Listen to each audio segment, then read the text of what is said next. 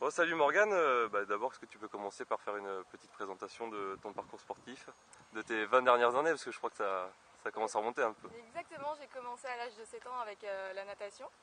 Je suis toujours restée dans un petit club jusqu'au bac, on s'entraînait 2-3 heures par semaine. Donc, bon, rapidement, mon niveau en natation a stagné et du coup j'ai commencé la course à pied en arrivant au collège en 6e. Ça fait déjà 2-3 ans que je faisais une petite course chez moi à pied, donc je savais que j'aimais bien ça. Et donc j'ai eu pas mal de résultats dans les années collège et lycée avec plusieurs titres de championne de France en UXL, 2 titres de championne de France FFA sur 3000 mètres et puis des sélections internationales en cross, championne d'Europe et championne du monde. Et donc à l'âge de 16 ans j'ai commencé le vélo, enfin j'ai eu mon premier vélo de course, mon père était un cycliste donc c'était tout naturel de commencer le vélo. J'ai fait quelques courses cyclistes chez les cadettes et puis surtout j'ai fait mon premier triathlon à La Baule en 2002. Que j'ai donc remporté le découverte et c'est comme ça que j'ai été recrutée par le TCN, donc à Nantes, et par son président Thierry Redley.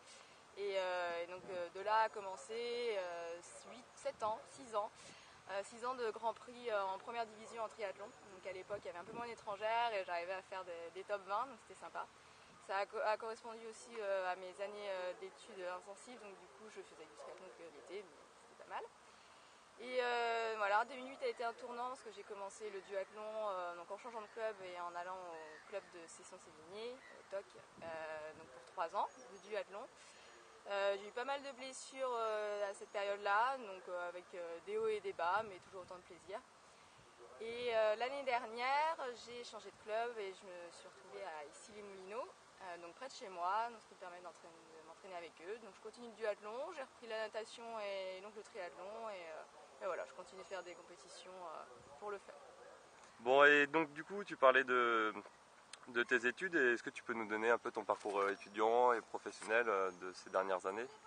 Alors donc j'ai toujours beaucoup aimé les études, donc du coup j'en ai rajouté. J'ai fait une classe préparatoire donc, après le bac, donc 3 ans en maths sup maths spé, parce que j'ai refait une année aussi à Versailles pour obtenir le concours que je voulais, c'est-à-dire l'école polytechnique. Donc j'y suis rentrée en 2006 et donc là pour 3 ans de bonheur, je crois que c'était mes meilleures années, parmi les meilleures années de ma vie. Donc avec un stage militaire, donc ce qui me correspondait tout à fait. Et puis quand même 2 ans à travailler. Et comme j'aime les études, du coup j'ai continué avec une thèse. Et donc actuellement je suis en 3e année de thèse en biologie, en neurosciences, et donc je vais soutenir début 2014. D'accord. Et puisqu'on parle des études, là, on va parler un peu de, rien à voir, mais du Grand Prix de duathlon. Le prof d'EPS que tu aurais choisi, c'est Nicolas Capoferri ou Benoît Nicolas? Non, Benoît Nicolas, parce qu'on se connaît bien, c'est dans le même club au TOC. C'est un breton en plus. C'est un breton en plus, et il a vraiment une hargne, moi je l'admire. J'étais vraiment contente qu'il ait gagné à Fourmies au chemin de France. Parce qu'il a vraiment un mental, c'est ce qui me manque d'ailleurs sur les compétitions, le mental est vraiment... Et donc, tu as su concilier études et sport de haut niveau. Est-ce que ça a toujours été évident pour toi? Est-ce que c'était nécessaire à ton équilibre? Tu ne voyais pas faire l'un sans l'autre? Ou est-ce que ça a été difficile quand même à certains moments d'allier les deux? De toute façon c'était un équilibre, oui, c'est vraiment mon oxygène de courir, même en prépa, bon, j'avais arrêté la natation et le vélo mais je continuais de courir. Et après, je pense pas avoir fait de sacrifice dans l'un ou l'autre, je pense que j'ai réussi à prendre le meilleur des deux. Il était hors de question que je sacrifie mes études de toute façon, donc je les ai faites à fond et là j'ai vraiment rien mis de côté. Après le sport c'est sûr que j'aurais eu sans doute de meilleurs résultats, moins de blessures si j'avais fait que ça. Après je ne saurais jamais si j'aurais eu un niveau international. Mais bon, j'ai aucun regret, je fais le sport surtout parce que c'est une passion et parce que j'aime ça. Donc, voilà, je suis contente Et de alors, mes ouais, études. c'est pas fini encore. C'est pas fini, bon, j'ai 27 ans, l'avenir, je ne sais pas ce que l'avenir me réserve, mais... Et il y a des jeunes là aujourd'hui qu'on voit en junior ou espoir, et par rapport à leurs études, ils préfèrent mettre le sport entre parenthèses. Toi, tu aurais un conseil à leur donner? Tu leur dirais quoi? Bon, après, c'est vrai que moi j'ai fait des études poussées, donc ça me permettait pas du tout de faire du sport à côté. Mais je pense qu'il y a largement moyen de faire des études qui permettent aussi de continuer le sport et même de haut niveau à côté.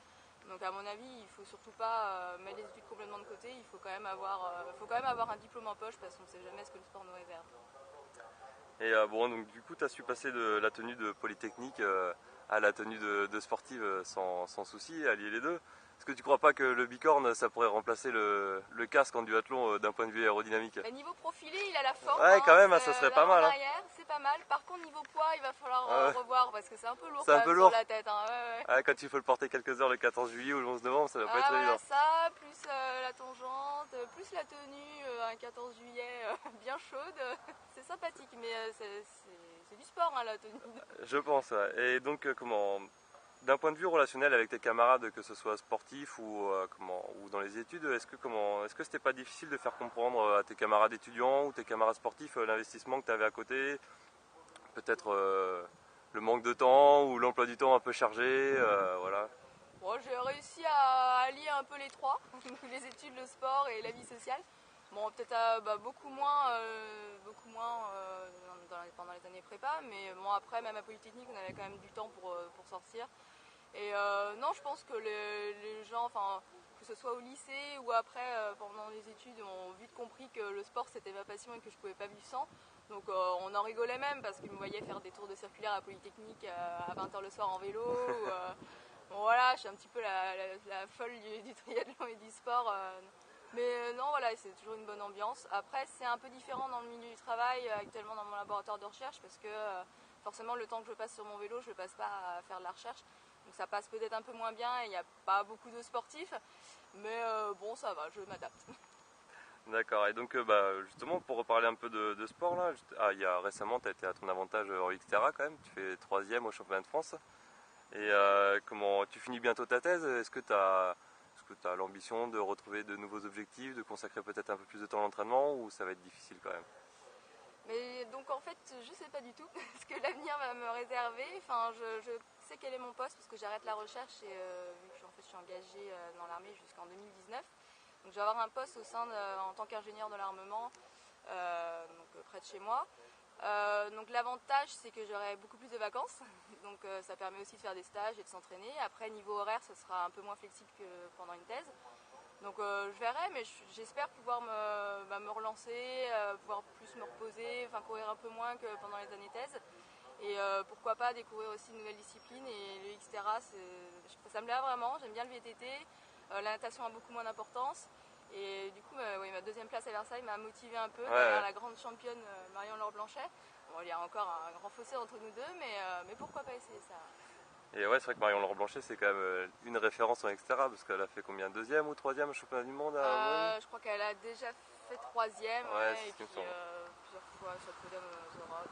Et petite question prépa là, puisqu'on est quand même pour un site d'athlète, tu as été à ton avantage plusieurs fois dans les labours. Bon, tu avais fait Saint-Galmier en 2005, voilà. Puis je pense que tu faisais toujours une saison de cross, peut-être même en prépa du triathlon et du duathlon. On en voit quand même quelques-uns des triathlètes.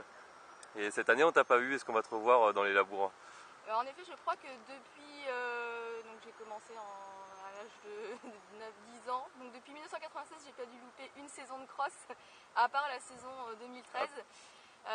Mais c'était à cause d'une blessure parce que j'ai eu une fracture de fatigue en avril 2012 et ça m'a tenu 8 mois.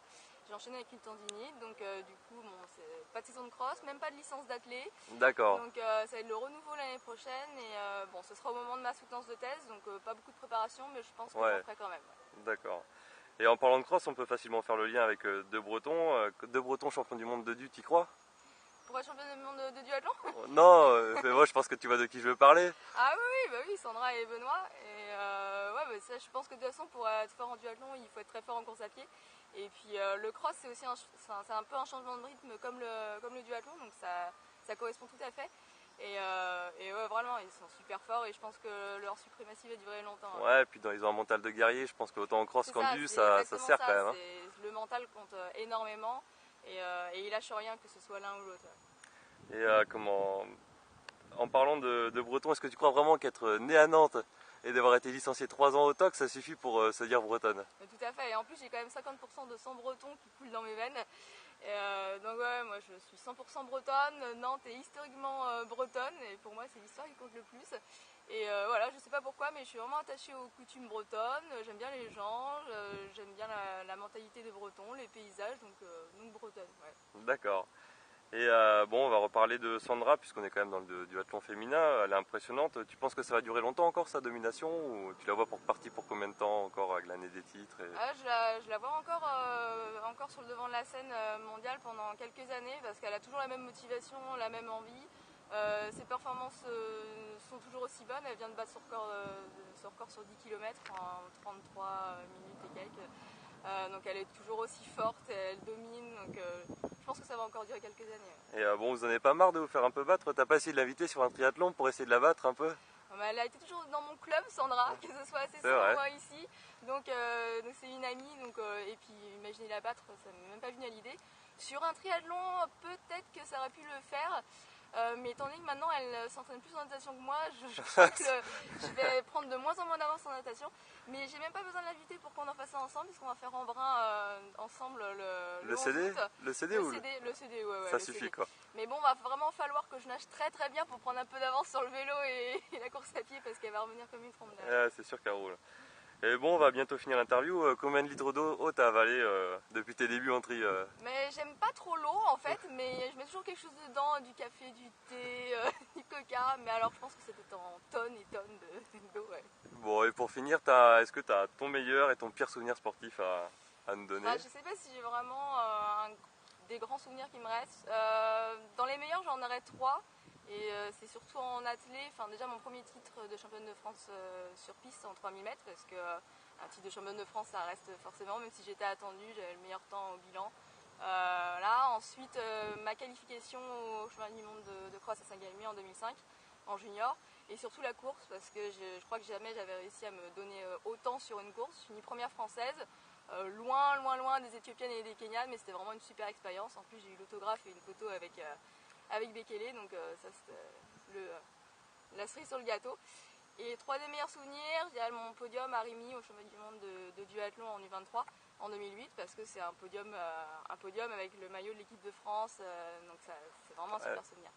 Après les moins bons souvenirs, il n'y en a aucun qui m'a vraiment marqué au point de me rester dans un coin de la tête. Je dirais, c'est ça, 2 souvenirs en cross, je crois. Mon premier championnat de France de cross où je me fais marcher sur la chaussure dès le départ et où je finis avec une chaussure alors que je visais le podium. Et deuxième à 4e place au championnat de France de cross l'année de Saint-Galmier, alors que j'aurais largement pu faire un podium, voire mieux. Deux déceptions, mais pas vraiment de... Et pour un dernier mot, un rendez-vous à donner peut-être sportivement? Oh, là, ma saison est déjà bien avancée parce que les étapes de Grand Prix en duathlon sont quasiment finies. Donc rendez-vous dans les montagnes alors, Alpe d'Huez dans 10 jours, et puis en brun aussi en août. D'accord, bon ben merci Morgane et à bientôt.